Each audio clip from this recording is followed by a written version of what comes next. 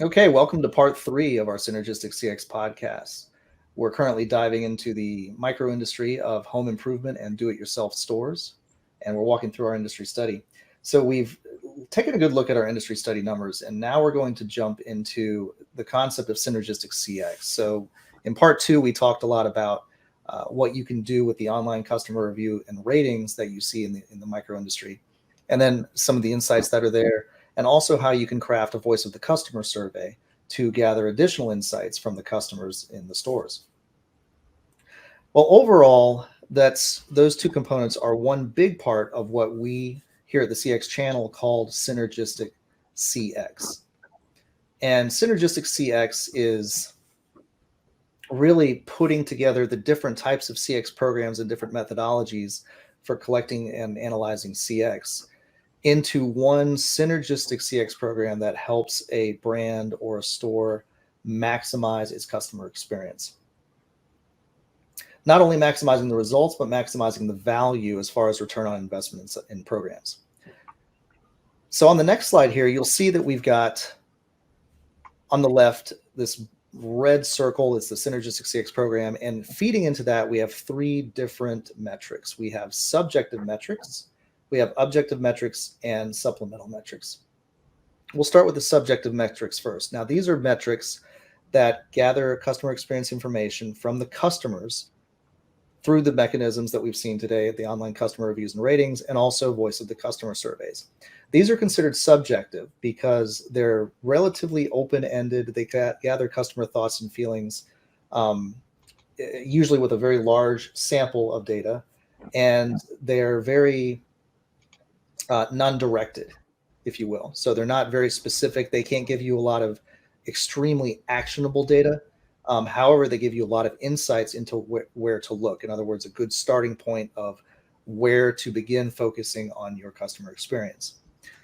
The second type of metrics are the objective metrics, and these include programs that can provide you with quantifiable data, accurate results that measure against the operations of the stores.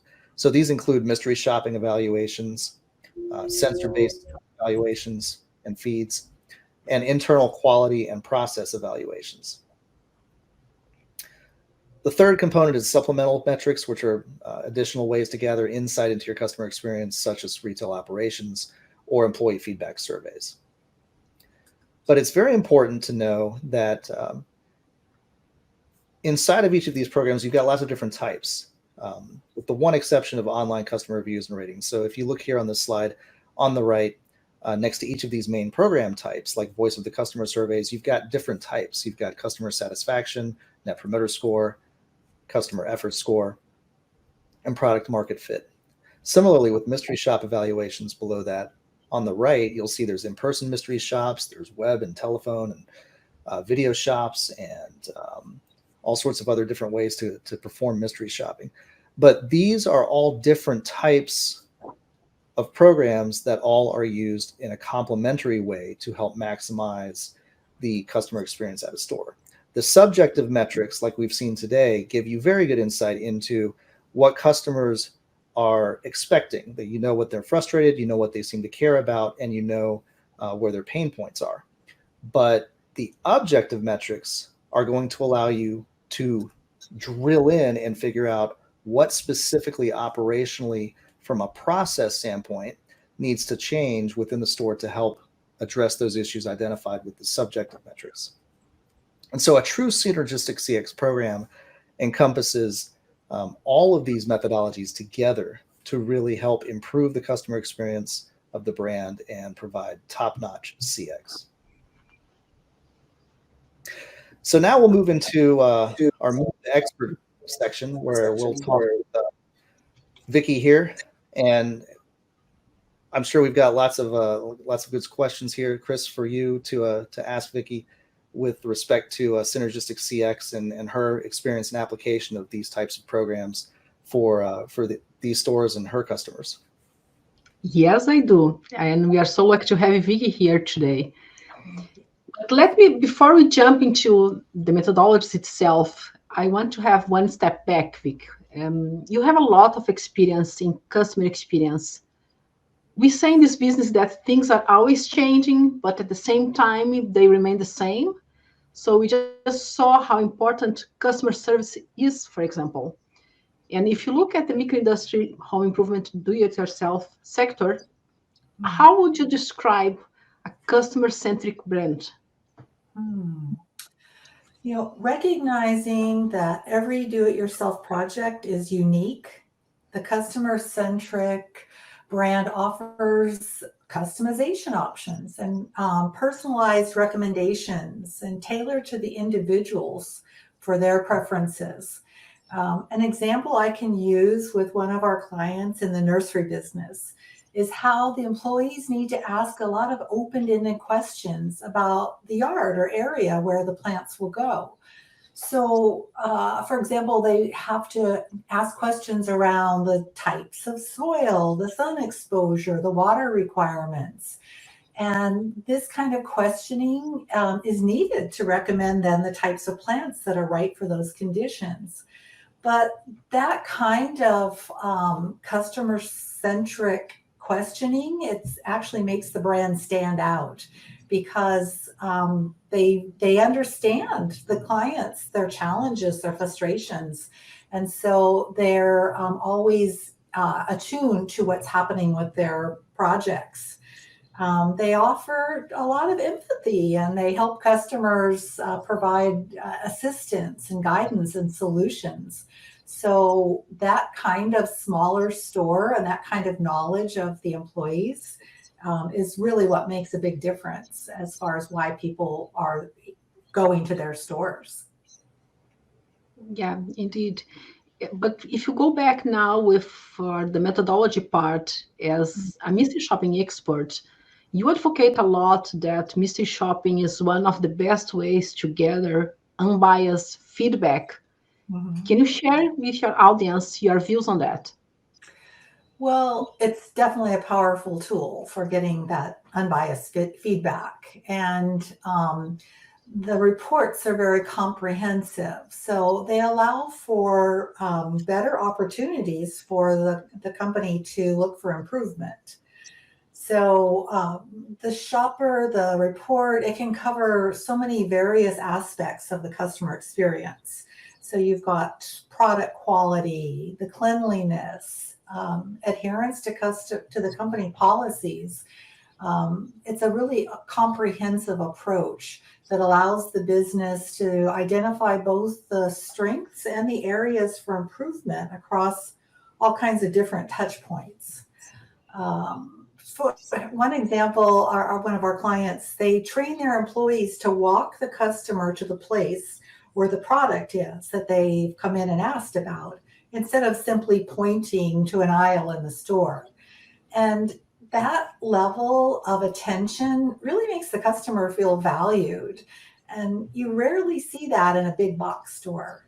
So again, it's a place where the smaller companies can have their own ways of doing things that add value to the experience.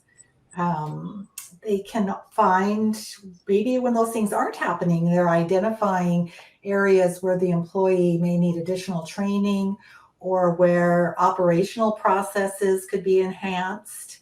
So the mystery shops, they help them pinpoint specific areas for improvement. And getting that kind of targeted feedback enables them to take proactive steps and basically enhance the overall customer experience. Absolutely. But if you are working with a new client or a client that is not very satisfied with their program, but especially for a company in this sector that has never done mystery shopping before, what kind of insights they could expect from these programs? Well, the points I'm going to make are a lot of the same from above, because this really applies to any customer-facing business. For a company planning to embark on a mystery shop program for the first time, there's several valuable insights that they can expect to gain.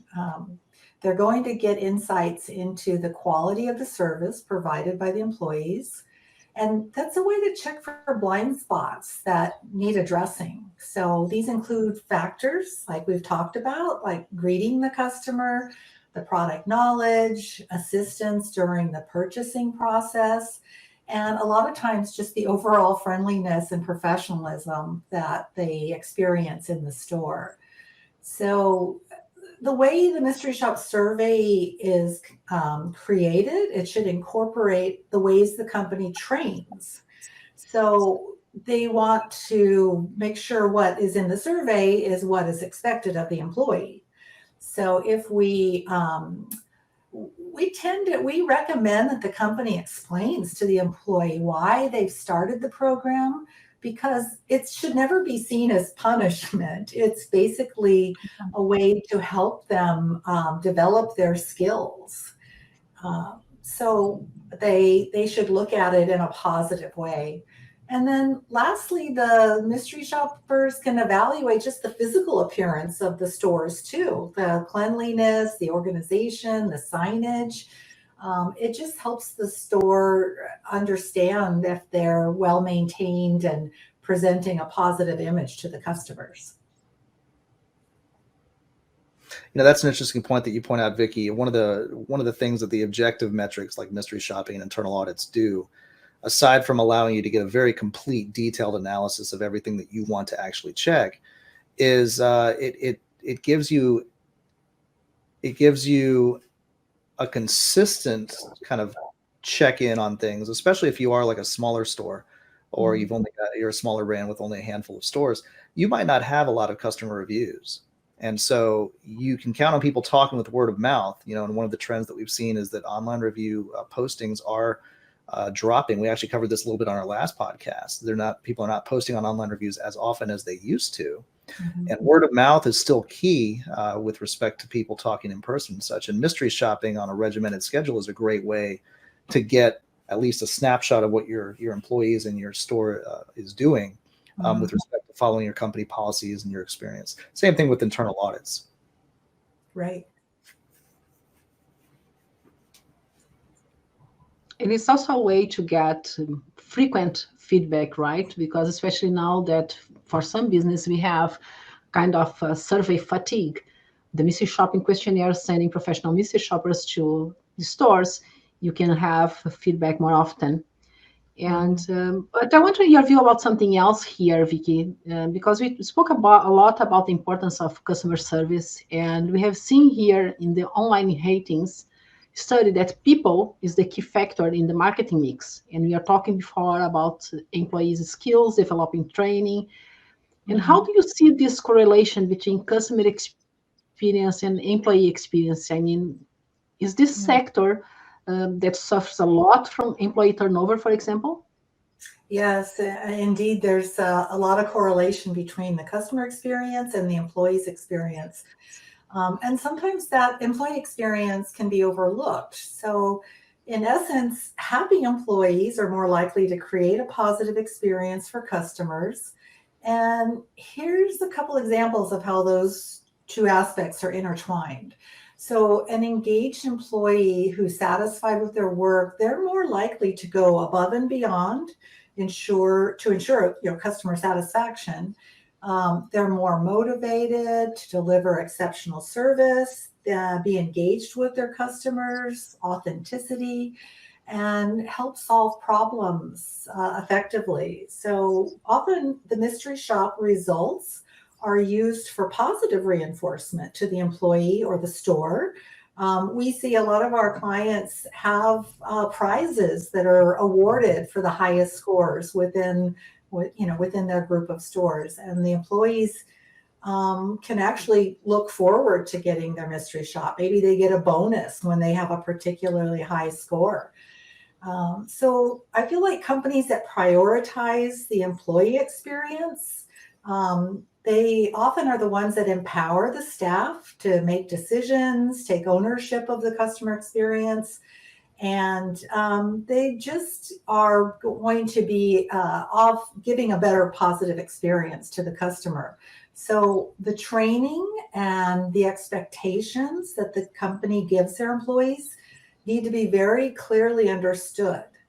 And that shop feedback can help the business know if they are trained well. So even when they think they know what they're doing, they learn places where some of this has been a blind spot and it's kind of overlooked, and so it helps them focus on what they need. I'm trying to think of a good example where maybe they want to, they're looking at a particular program where they want to have the mystery shopper come in and either like ask about a specific product because they want their employees, they're trained to be selling for the add-on, for the warranty and such. So yeah, they basically will find that those happy employees are getting the experience back to the customer.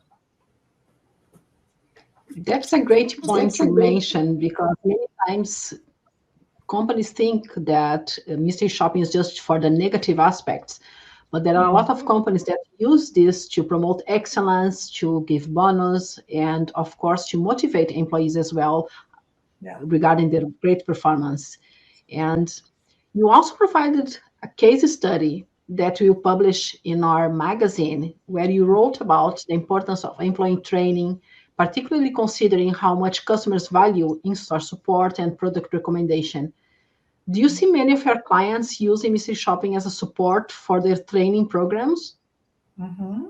Yep, it's definitely a complement to their programs.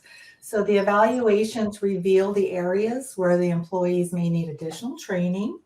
If the shop reports are consistently showing that there's a lack of product knowledge, maybe they're struggling to make accurate recommendations and such, that lets the company know that that person needs some additional training.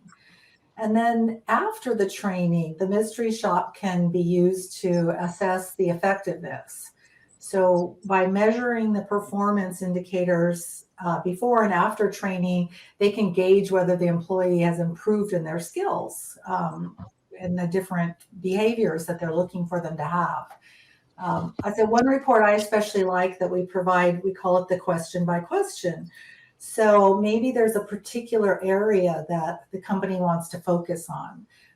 I know in the marketing departments, they spend a lot of money on ads and clicks and such. And so one of the questions we always recommend is that they have in there, did the employee ask you, how did you hear about us? And those kinds of targeted questions can then be looked at. Well, only 60% of the time in round one did they ask that question. That gives the manager an opportunity to go back and say, hey, this is a really important point. We want you asking this on a regular basis, so they can emphasize that. And then when they go back to another round of training or another round of shops after the training, they can see that that question then was asked. And so those scores went up to maybe 90% now. So they can really see that the training is effective, and the mystery shop proves it by showing that that particular area has been covered.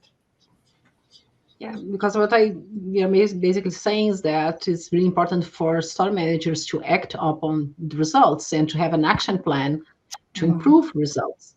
Yes. Yep.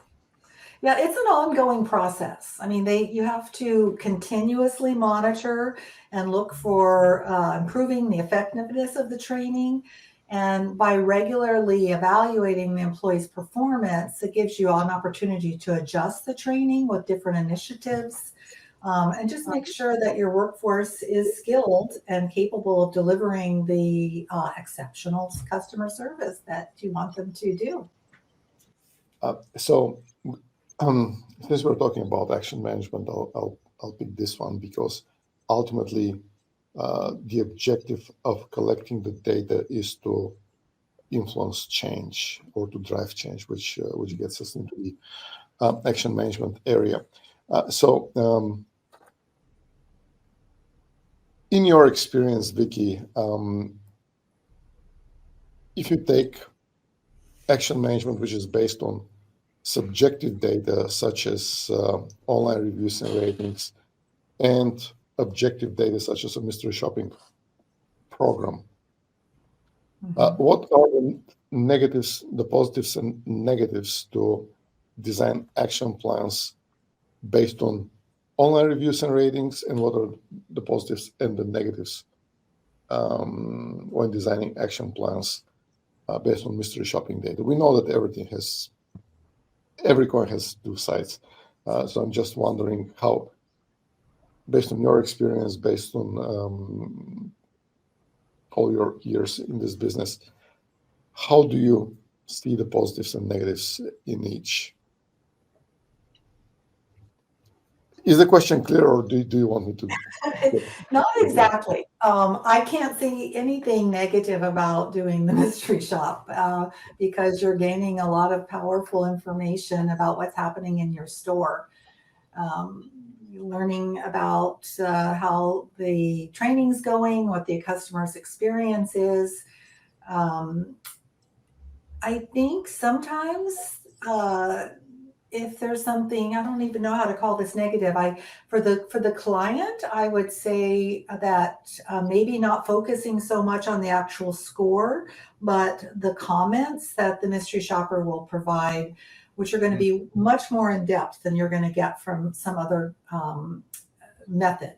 So, for example, a comment might be, did they tell you about the warranty?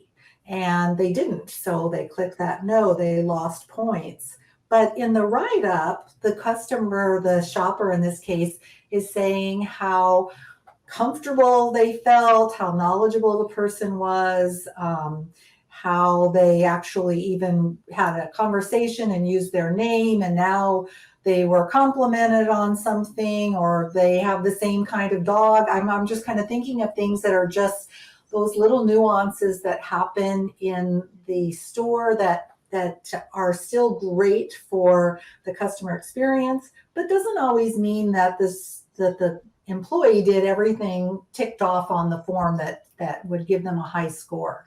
So the advice to the company is to pay attention to the comments. The scores will give you places where you can ask them to improve some training. But if you're getting great comments and the person is making your customers happy, then that's what you want to pay attention to.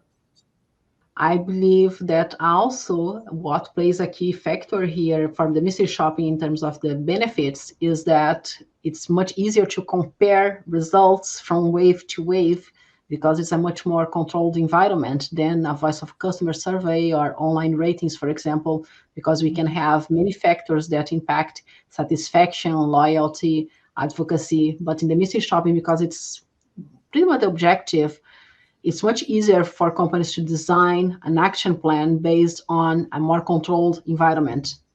Yes, that's exactly right. Mm-hmm.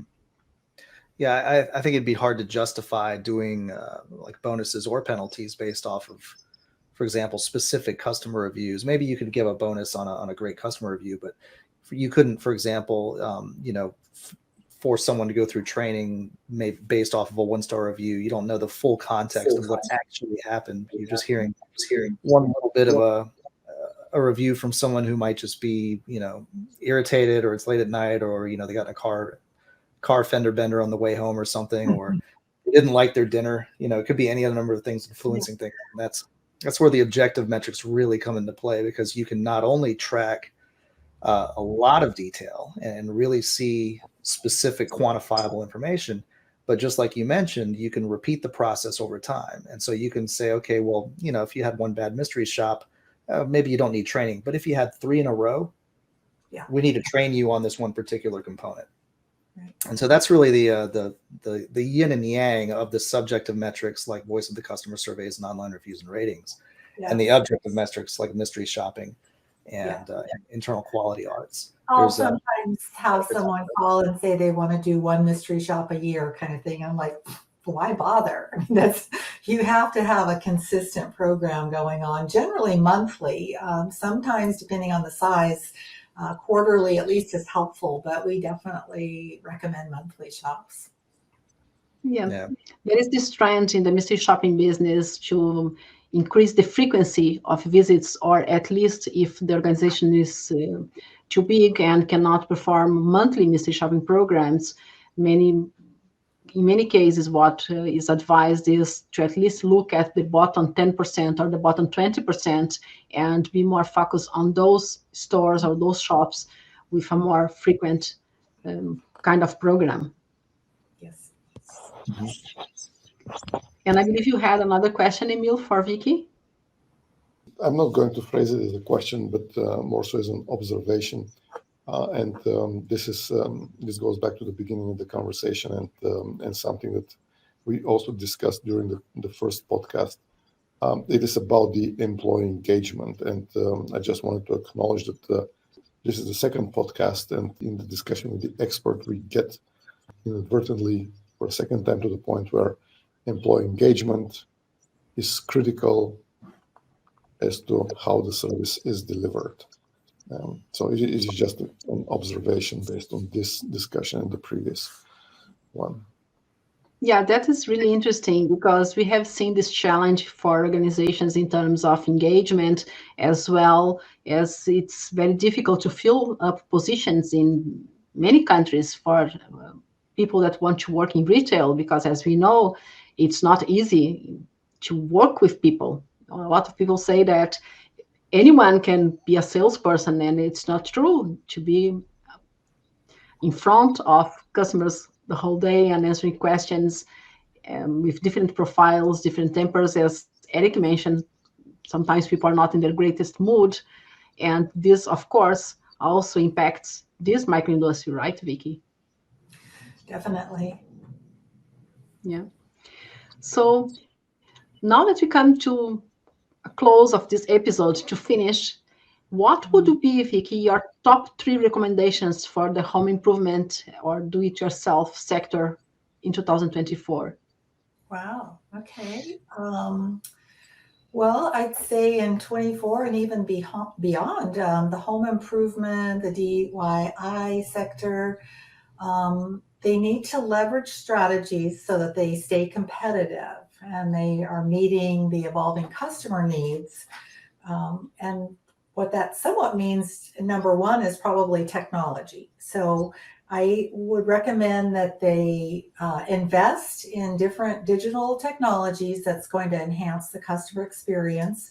And that can be both online and in the store. And that can be expensive too, especially for a small store, but the payback is generally very attractive and worth it. So for an example, you getting involved with or buying different virtual reality tools for actually visualizing the home improvement projects.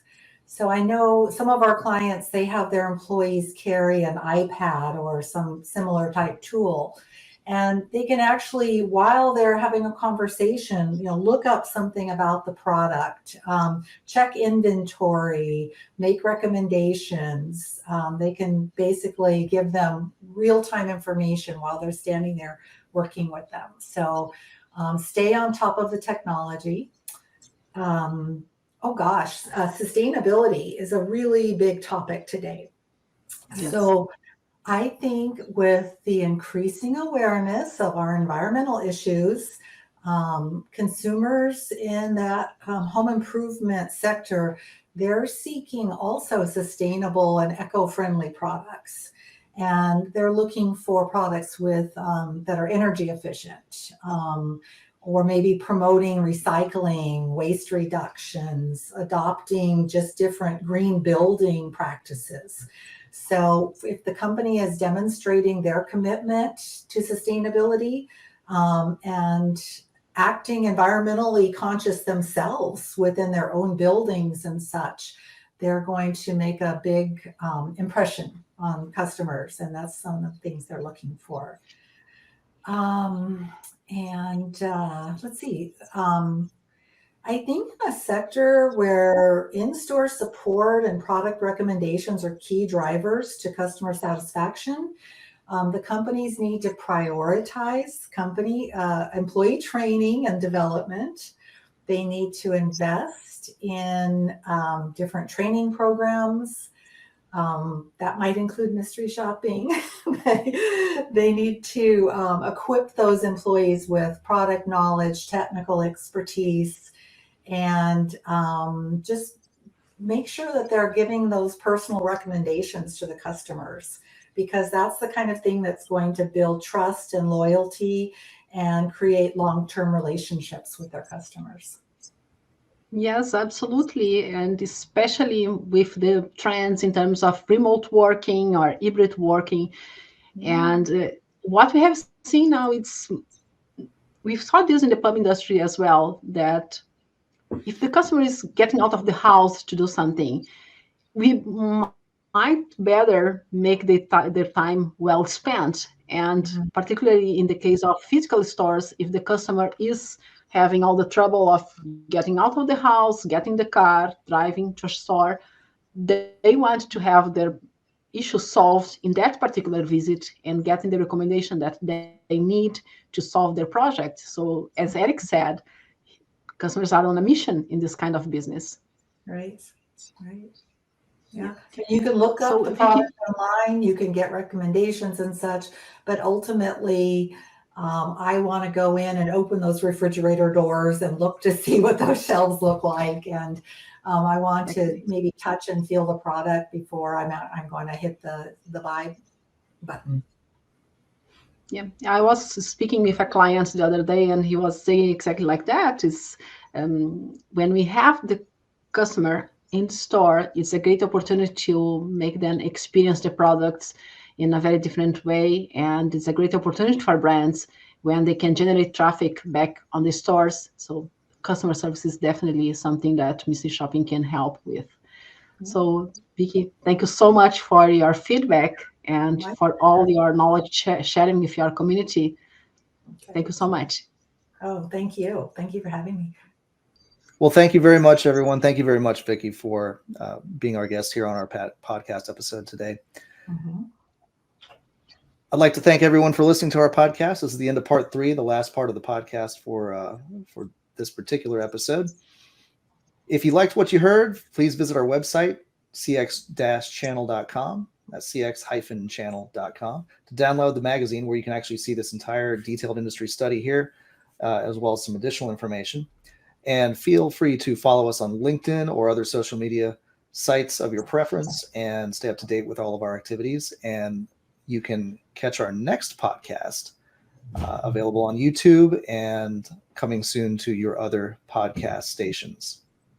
Thank you for watching the CX channel, where CX professionals converge, and I hope everyone has a great remainder of May.